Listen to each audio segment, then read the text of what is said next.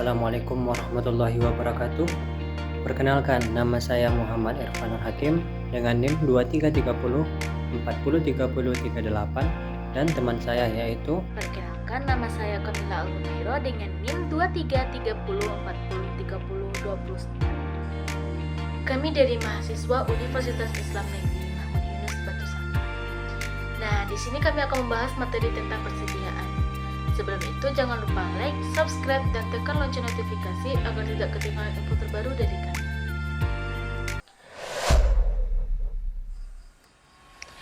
Nah, persediaan merupakan salah satu aset yang sangat penting bagi suatu entitas, baik bagi perusahaan retail, manufaktur, jasa, maupun entitas lainnya. PSAK 14 Revisi 2008 mendefinisikan persediaan sebagai aset yang pertama, tersedia untuk dijual dalam kegiatan usaha biasa. Yang kedua, dalam proses produksi untuk penjualan tersebut. Yang ketiga, dalam bentuk bahan atau perlengkapan untuk digunakan dalam proses produksi atau pembelian jasa. Berdasarkan definisi tersebut, dapat dikatakan bahwa suatu ada aset diklasifikasikan sebagai persediaan tergantung pada natur bisnis suatu entitas. Pada perusahaan properti, misalnya, properti yang dimiliki seperti apartemen, perumahan, dan gedung yang dijual dapat diklasifikasikan sebagai persediaan karena properti tersebut merupakan aset yang dijual untuk kegiatan usahanya yang bergerak di bidang penjualan properti. Namun bagi entitas lain yang kegiatan usahanya bukan penjualan properti, kepemilikan atas properti tersebut tidak diklasifikasikan sebagai persediaan, melainkan dapat sebagai aset tetap atau properti investasi atau aset tidak lancar yang dipegang untuk dijual tergantung pada tujuan kepemilikannya.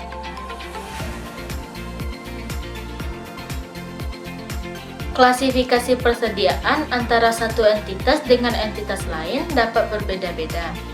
Entitas perdagangan, baik perusahaan retail maupun perusahaan grosir, mencatat persediaan sebagai persediaan barang dagang atau merchandise inventory. Persediaan barang dagang ini merupakan barang yang dibeli oleh perusahaan perdagangan untuk dijual kembali dalam usaha normalnya. Sedangkan bagi entitas manufaktur, klasifikasi persediaan relatif lebih beragam.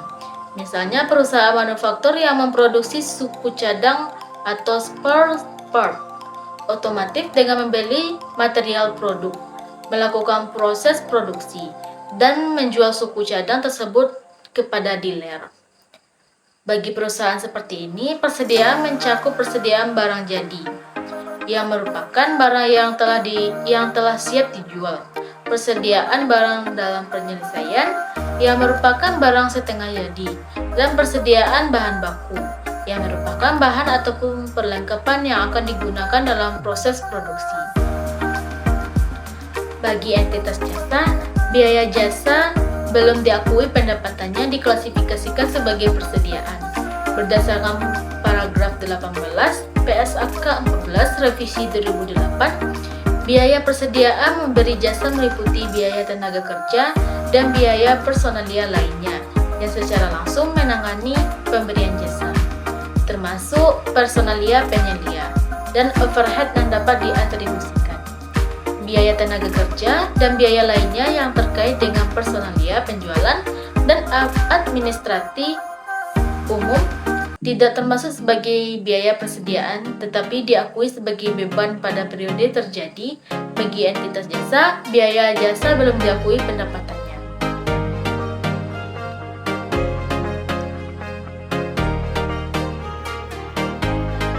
Cakupan barang dalam persediaan.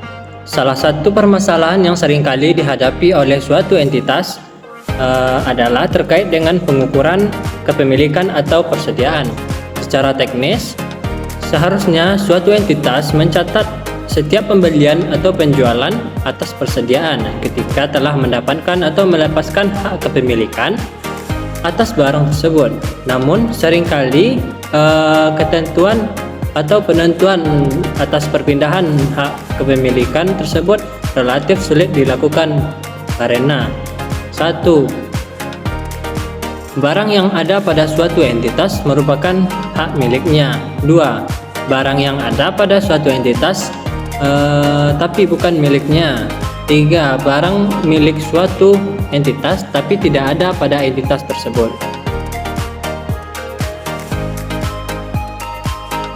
Pada klasifikasi kedua dan ketiga, seringkali suatu entitas mengalami kesulitan dalam menentukan perpindahan hak kepemilikan. Kesulitan penentuan tersebut terjadi pada barang dalam transit dan barang konsiansi. Materi selanjutnya yaitu pengukuran persediaan. Salah satu masalah utama terkait dengan persediaan adalah mengukur nilai persediaan tersebut. PSAK 14 Revisi 2008 menyatakan bahwa persediaan diukur berdasarkan biaya atau nilai realisasi neto. Mana yang lebih rendah? Pada bagian ini akan dijelaskan mengenai biaya termasuk dalam biaya persediaan. Rumus biaya yang dapat digunakan oleh suatu entitas mencerminkan asumsi arus biaya yang mencerminkan pengeluaran biaya persediaan, metode nilai realisasi neto, dan metode lainnya. Untuk dapat menentukan mana yang lebih rendah antara biaya perolehan dan nilai realisasi neto, kita perlu memahami terlebih dahulu apa saja komponen pembentuk dari kedua variabel tersebut. Nah, selanjutnya yaitu biaya persediaan. Biaya persediaan meliputi semua biaya pembelian, biaya konversi, dan biaya lain yang timbul sampai persediaan berada dalam kondisi dan lokasi saat ini. Yang pertama yaitu biaya pembelian. Meliputi harga beli, biaya impor, pajak lainnya kecuali yang kemudian dapat ditagihkan kembali kepada otoritas pajak, biaya pemangkutan, biaya penanganan, diskon, rabat, dan hal lain yang serupa dikurangi dalam menentukan biaya pembelian. Yang kedua yaitu biaya konversi, yaitu biaya yang timbul untuk memproduksi bahan baku menjadi barang jadi atau barang dalam produksi. Contohnya, biaya tenaga kerja langsung, biaya overhead pabrik tetap, dan biaya overhead pabrik variabel. Yang ketiga yaitu biaya lainnya, yaitu biaya yang timbul agar persediaan tersebut berada dalam kondisi saat ini. Contohnya biaya pemeliharaan, biaya perawatan, dan komponen pembentuk dari kedua variabel tersebut. Selanjutnya yaitu sistem pencatatan persediaan dan asumsi arus biaya. Entitas dapat menggunakan sistem periodik atau sistem perpetual. Sistem periodik merupakan sistem pencatatan persediaan di mana kuantitas persediaan ditentukan secara periodik, yaitu hanya pada saat perhitungan fisik dan biasanya dilakukan secara stock of name. Sedangkan sistem perpetual merupakan sistem pencatatan persediaan di mana pencatatan yang up to date terhadap barang persediaan selalu dilakukan setiap terjadi perubahan nilai persediaan. Baiklah, materi selanjutnya yaitu perbedaan sistem periodik dan perpetual. Dapat teman-teman lihat perbedaan antara sistem periodik dan perpetual pada tabel yang telah disediakan.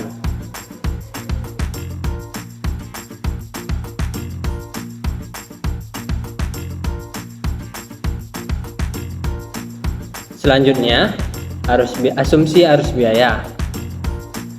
Asumsi arus biaya yang digunakan oleh suatu entitas dapat saja berbeda dengan asumsi arus fisik dan barang persediaannya. Standar akuntansi tidak mengatur bahwa suatu entitas tidak harus memiliki asumsi arus biaya yang sesuai dengan fisik persediaan. Pada dasarnya, suatu entitas akan mempertimbangkan dampak pemilihan asumsi arus biaya tersebut dalam laporan laba rugi.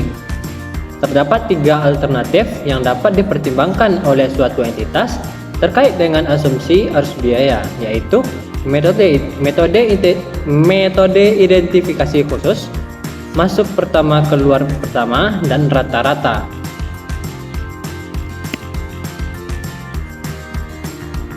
Metode yang pertama yaitu metode identifikasi khusus. Identifikasi khusus biaya artinya biaya-biaya tertentu didistribusikan ke unit persediaan tertentu. Berdasarkan metode ini, maka suatu entitas harus mengidentifikasikan barang yang dijual dengan tiap jenis dalam persediaan secara spesifik. Metode ini pada dasarnya merupakan metode paling ideal karena terdapat kecocokan antara biaya dan pendapatan.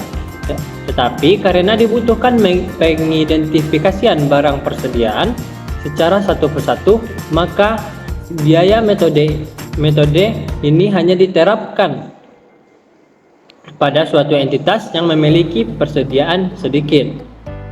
Nilainya tinggi dan dapat dibedakan satu sama lain, seperti perhiasan, mobil mewah, dan lain-lainnya.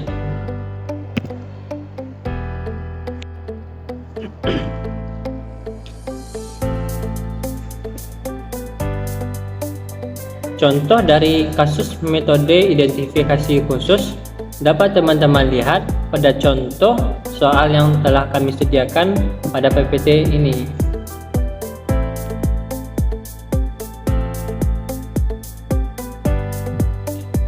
Metode yang kedua yaitu metode biaya masuk pertama, keluar pertama.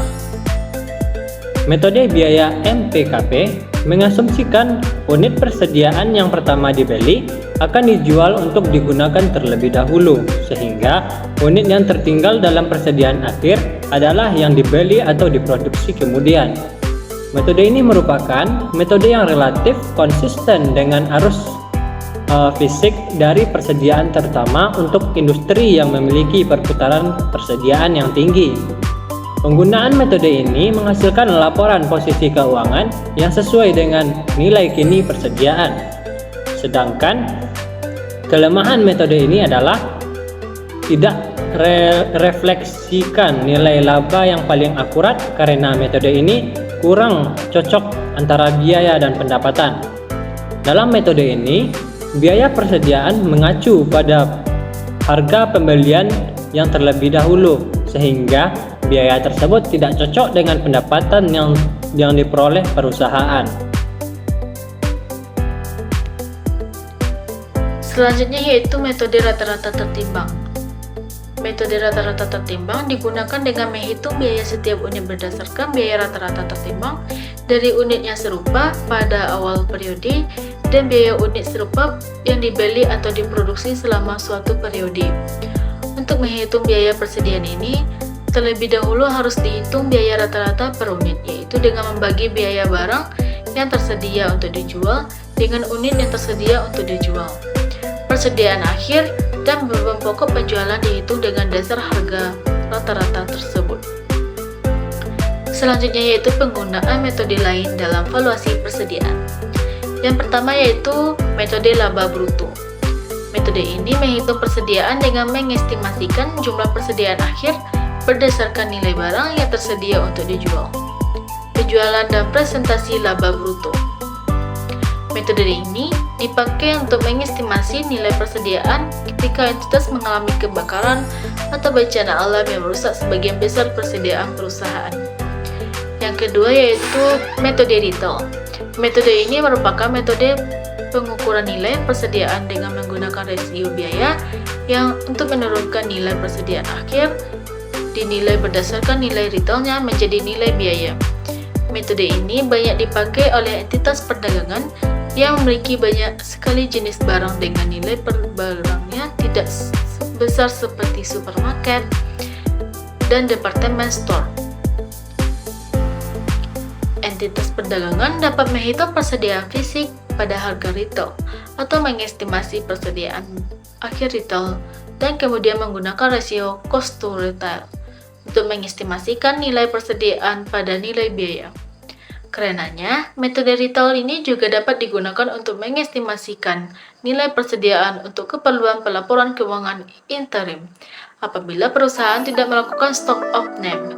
Metode retail ini dapat digunakan dalam asumsi arus biaya yang telah dijelaskan sebelumnya yaitu MPKP atau biaya rata-rata. Berikut adalah contoh kasus metode laba rugi.